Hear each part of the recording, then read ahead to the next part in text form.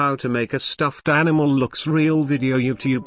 Please watch video end because more important details provide by animals graph. Outline the limbs and body with your washable marker. You can take artistic liberties and make the design your own, but an effective stuffed cat doll can be made with a square or rectangular body. A 5" by 8" 12.7 by 20.3 centimeters, rectangle would work well for the body, and simple, rounded arms can be drawn whichever size you please. Each part of the body should be drawn onto your fabric twice. Your body and limbs will need backs for each front, the two sides will require two pieces of same-sized fabric. It may be easiest to cut two identical front, back pieces by folding your fabric in half, drawing your design in washable fabric marker, and then cutting both halves at the same time. To make sewing easier, draw an outline of your desired doll size, measuring a 1/4 inch, 0.6 centimeters, seam allowance around your outline. Cut out your fabric outlines. Take your scissors and clip free the body and limbs of your stuffed kitty cat from the fabric. Follow your outer guideline the entire way around to free your outline from the fabric completely. By rounding the limbs of your kitty cat, not only will it appear cute, but these regular shapes will be easy to sew.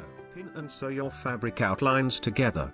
When sewing these pieces together, you will want the seam guideline to be facing out on both front and back.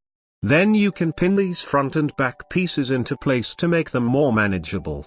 From there you should sew along your seam guideline and stitch both pieces together. Be sure you leave a sufficient gap, 2 to 3 inch, 5 to 7.6 centimeters, should work well, for stuffing. Take out the pins and turn the fabric right side out.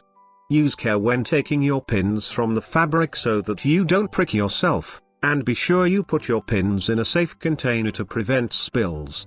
The seam guidelines and the seam itself should be on the outside. You'll need to feed the fabric through the gap you left in the stitching. Stuff your limbs and torso.